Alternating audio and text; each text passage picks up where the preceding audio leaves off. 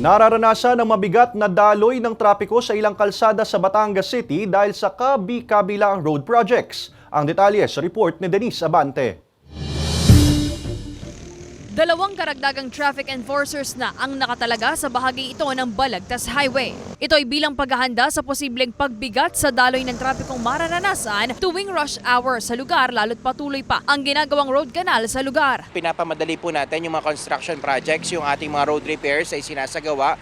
Actually, tinaningan natin yung mga contractors, kinakailangan within this week matapos nila yung mga ginagawa nilang construction, especially kagatulad ng mga kalsadang ito. Sina-check din natin yung safety. Kailangan may mga barricades silang nakalagay just to ensure yung road safety ng ating mga commuters, especially yung ating mga estudyante. Abala na rin daw kasi kung ituring ng ilang mga tsoper ang ginagawang road canal. Mas magaling pa matapos na yan para gumana ang dahil ng trapiko. Siyempre, matatraffic tayo.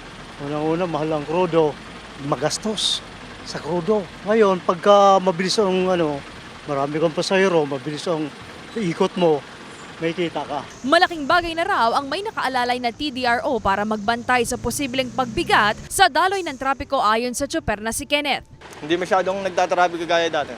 Bihira naman po kasi bumiyahe sa hapon lang ako lumalabas. Ayon sa contractor, minamadali na raw nila ang pagsasaayos ng kalsada, sang-ayon na rin sa napagkasunduan nila ng DPWH Batangas 2nd District at TDRO Batangas City.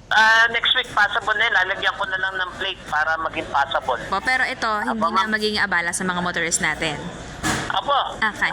promise. Sa ngayon, patuloy na umaasiste ang TDRO sa daloy ng trapiko lalo na tuwing rush hour sa bahagi ng Balagtas National Highway. Kasama si J.R. Manjares, Denise Abante, Balitang Southern Tagalog.